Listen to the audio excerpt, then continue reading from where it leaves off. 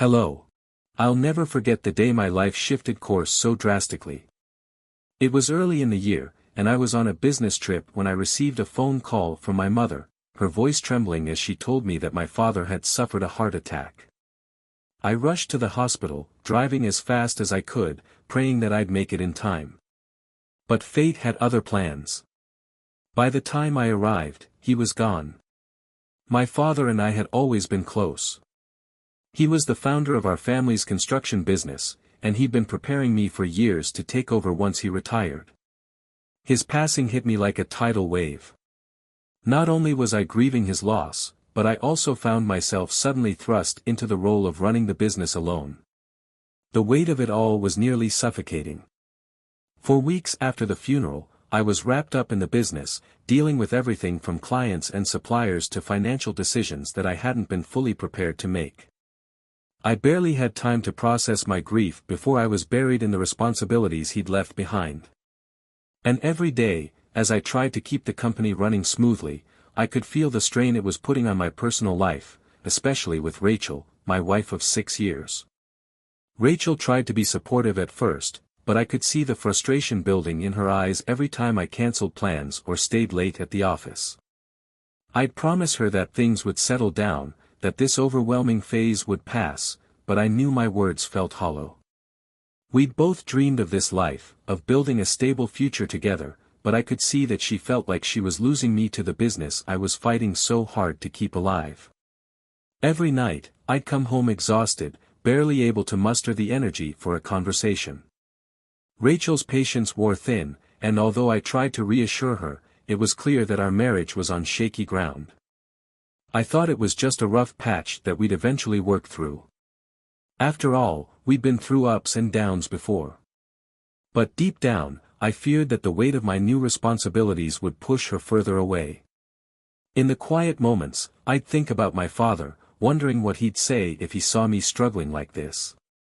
I felt like I was letting him down, like I was failing to keep everything together the way he had. But as hard as it was, I knew I couldn't give up. This business was his legacy, and I was determined to honor it, even if it came at a personal cost. As weeks turned into months, my life became a constant juggling act. I'd start the day before dawn, driving to job sites, meeting with contractors, and handling the endless stream of paperwork my father had somehow managed with ease. Each day ended late, exhaustion pressing down on me like a heavy weight. The business demanded everything I had, and every moment spent away from it felt like time I couldn't afford to lose. Meanwhile, my marriage was slipping through my fingers. Rachel had once been my greatest support, but now, it felt like every time I walked through the door, I was met with cold silence or, worse, sharp resentment.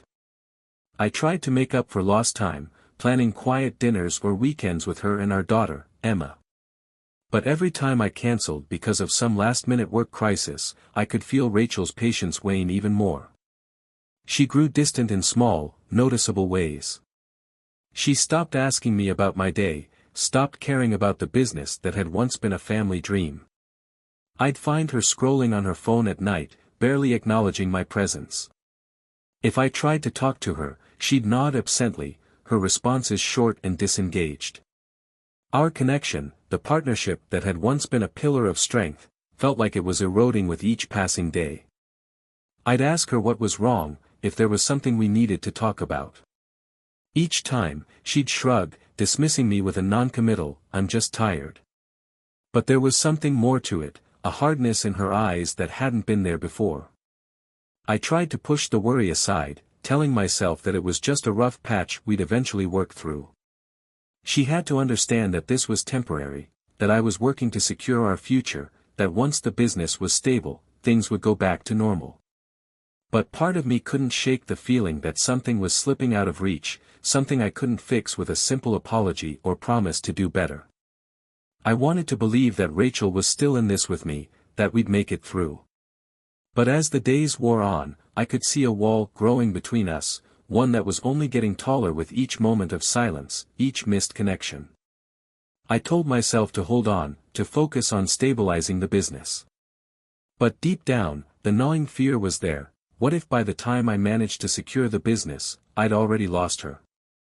One evening, after another long day at the office, I came home to find Rachel waiting for me in the living room, arms crossed and face set in a hardened expression. The room was dark, the only light coming from the dim glow of the kitchen. I knew immediately that something was wrong, that this wasn't going to be a typical night. My stomach knotted as I set my keys down and approached her. "James, we need to talk," she began, her voice cold and unwavering. I braced myself, half expecting another complaint about my long hours or another request for more attention. But what came next was something I hadn't prepared for. "There's someone else," she said bluntly. The words fell between us, heavy and sharp, cutting through the silence like a knife. I could hardly process them, my mind scrambling to make sense of what she'd just admitted. "Someone else?" I repeated, almost in disbelief, as if saying it aloud would make it any more real. Rachel didn't look away, her expression unchanging, as though she'd come to terms with this long before telling me. "It's Tom," she said quietly. "Tom." My stomach churned. He was a guy from her yoga class, someone she'd mentioned in passing once or twice but never enough to raise suspicion. He was understanding, she explained, present, and apparently everything I hadn't been for months. I stood there, frozen, as she talked, justifying her actions with carefully rehearsed words. "I'd been absent," she said, too wrapped up in the business, too focused on my father's legacy to notice her slipping away. She claimed she'd tried to tell me, that she'd needed more than I could give. My mind raced through the past few months, piecing together the late nights, the cold silences, her endless scrolling on her phone, and the moments she'd seemed so distant. It all fit, each puzzle piece falling into place, painting a picture I hadn't wanted to see. My exhaustion from running the business had blinded me to the betrayal happening right under my nose. Finally, she stopped talking, and the silence between us felt like a chasm. I wanted to yell, to demand an explanation that would make this hurt any less, but the words wouldn't come. I could only stare at her, my heart pounding as I struggled to process the truth. With that one confession, Rachel shattered everything I'd thought we were building. Our family, our plans, all the sacrifices I'd made to keep us afloat, it suddenly all felt like a lie. And as I stood there, staring at the woman I thought I knew, a crushing realization washed over me: I was alone in this marriage, and Rachel was already gone. In the days following Rachel's confession, I was in a fog, barely able to function. The betrayal hit me hard, like a punch that left me gasping for air. I'd replayed her words countless times, each memory a painful reminder of the life we'd built and the trust she'd shattered. But just as I was starting to make sense of it, Rachel dropped another bombshell. One evening, as I sat at the dining table, lost in thought, she came in and laid a stack of papers in front of me. Her face was unreadable, her tone detached. "I want a divorce, James," she said, as though we were discussing a business decision rather than the dismantling of our marriage. My head spun as I stared at the papers. "A divorce? Just like that?" She sighed, folding her arms. "It's for the best, for all of us. You're married to that business, not to me. I've already moved on, and I think it's time you did too." But it wasn't just the divorce she was after. She wanted the house, claiming it would provide stability for our daughter, Emma. On top of that, she demanded full custody, arguing that my work hours made me an absent father, unable to properly care for Emma. She also expected financial support, as if my exhaustion and sacrifices over the past few months hadn't already been payment enough. The betrayal was one thing, but her demands felt like a slap in the face. Here was the woman I'd loved and provided for, now treating me like an obstacle to the life she wanted. She was trying to strip me of everything: our home, our daughter, and even my financial security. And she'd made it painfully clear that my efforts, my long hours, and my dedication to building a future for us meant nothing to her. I tried to keep my composure, my voice barely holding steady as I asked, "And what about Emma? You're just going to take her from me?" Her expression softened for a moment, but then she steeled herself. "You'll still see her, of course. But she needs stability, James. You're too consumed by the business, and I don't want her growing up with a father who's never around. Her words cut deep. It wasn't just the betrayal of our marriage, it was the implication that I wasn't fit to be Emma's father.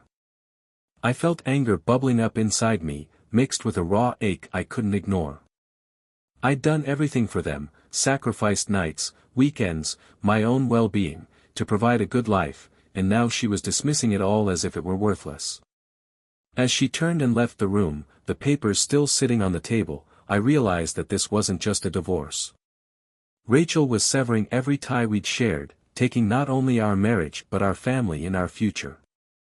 And as the door closed behind her, I knew I was facing a battle I hadn't prepared for, a fight not only for my dignity but for my daughter. After the divorce papers were signed, I threw myself even harder into the family business. The work was all I had left, the one thing that hadn't betrayed me. Every day, I poured my energy into it, determined to preserve my father's legacy, but it became painfully clear that my focus on the business had cost me more than I ever imagined.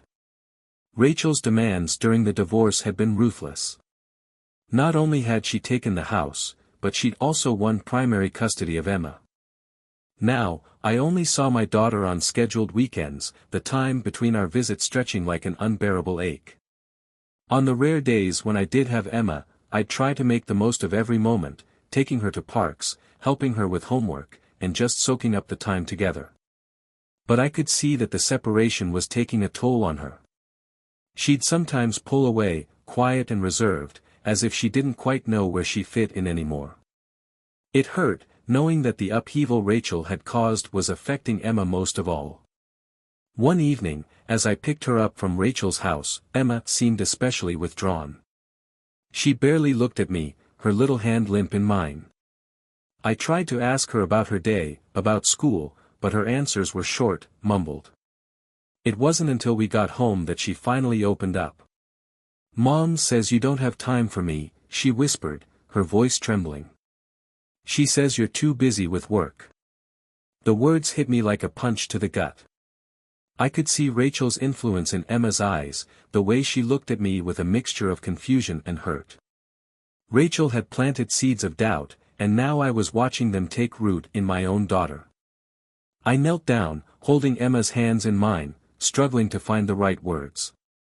"That's not true, sweetheart," I said softly. "I love you more than anything. I'm working hard because I want to give you a good life, a life that's safe and secure." She nodded, but the hurt in her eyes remained.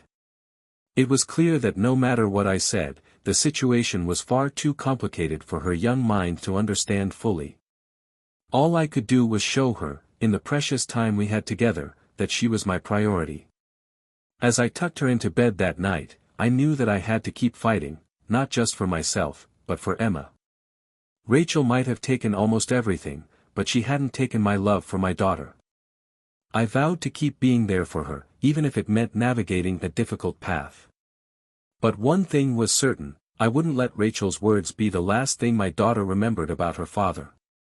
I'd find a way to make things right, for both of us. A few months into the routine of limited visits with Emma, I started hearing rumors. At first, I dismissed them as idle gossip, but they kept coming, from colleagues, clients, and even friends.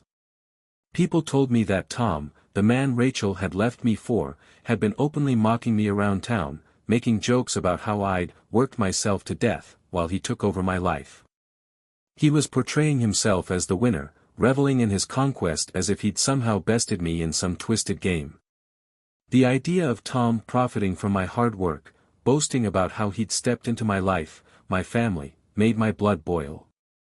I'd sacrificed so much for the business, for Rachel, and now he was parading my loss around town as his personal victory. It was humiliating and infuriating, a reminder of everything I'd lost to people who had no sense of loyalty. But I wasn't about to let him take my dignity along with everything else. I knew that one of the main reasons Tom's company had been thriving was because of its partnership with mine. For years, my father had trusted his company, providing them with key projects and contracts that kept them afloat. But with me in charge now, things were about to change. I made some calls, reaching out to other companies and connections I'd made through the family business. It took some time, but I found a replacement partner for every contract we held with Tom's company.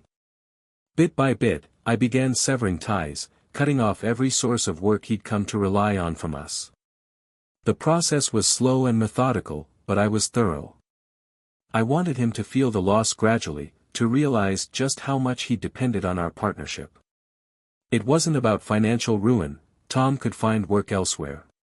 But I wanted him to feel the sting of betrayal, to understand that actions had consequences. I knew that with our contracts gone, his business would take a hit. And if there was one thing Tom valued, it was his ego and reputation. Taking away his bragging rights, his ability to claim success off of my family's business, felt like justice. As the last of the contracts was finalized with our new partners, I felt a strange sense of relief. This wasn't just revenge, it was reclaiming what was rightfully mine.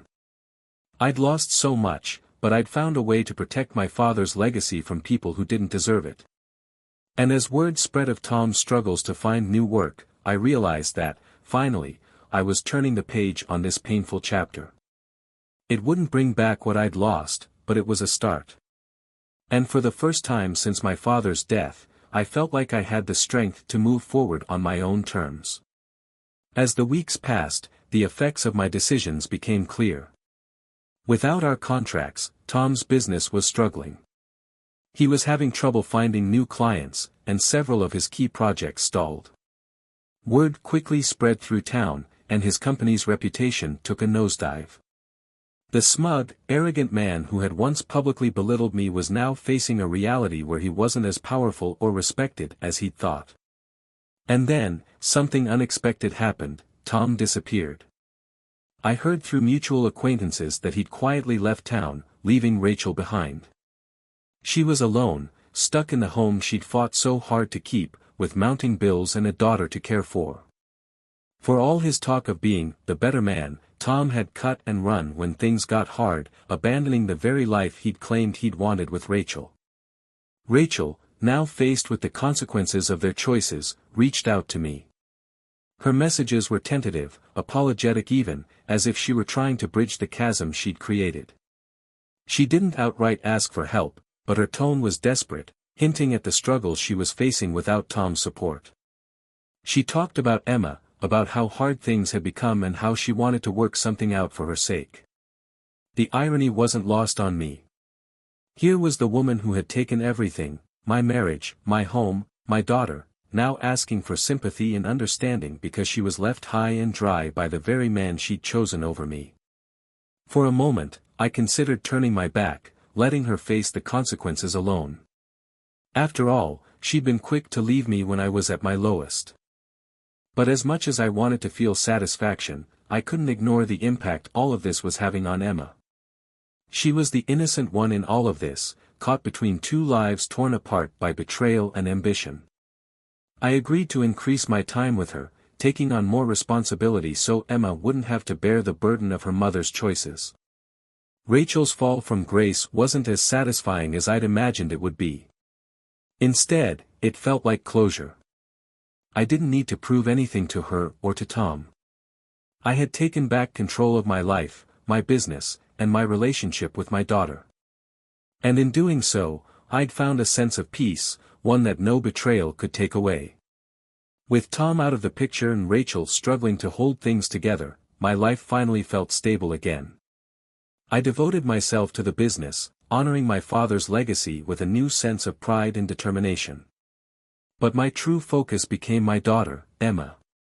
Every weekend I had with her, every conversation, every shared laugh reminded me that she was the reason I had fought so hard to rebuild. My time with her was no longer restricted, and Rachel's requests for help turned into a willingness to let Emma spend more time with me, knowing she needed the stability I could offer. Slowly, Emma began to open up again. She'd come to the office with me, sitting at her own little desk while I worked, or we'd take trips to the beach and talk about school, her friends, and her dreams. I cherished every moment, grateful for the chance to rebuild our relationship and be the father I wanted to be for her. One day, While we were at the beach, Emma looked up at me with a smile that reminded me so much of my late father. "I like it when we're together like this, Dad. It feels right." Hearing those words was all the confirmation I needed. I realized that the struggles, the heartbreak, and even the betrayal had brought me to this place of calm and purpose. I'd emerged stronger, with a clearer sense of who I was and what mattered most. Rachel tried to stay in touch, keeping me updated on her struggles, but I kept my distance. I'd moved on, and any residual anger I once felt had faded into indifference. She was a part of my past, but she no longer held power over my present, or my future. The business was thriving, and Emma was safe, happy, and loved. I finally had the life I'd always wanted, even if the path had been far from what I'd imagined. As I looked out over the water that day, Emma's hand in mine, I felt a deep sense of peace. I'd found a new beginning, a life built on resilience, hope, and the bonds that truly mattered. Whatever lay ahead, I was ready for it, stronger, wiser, and free from the shadows of betrayal. Bye-bye.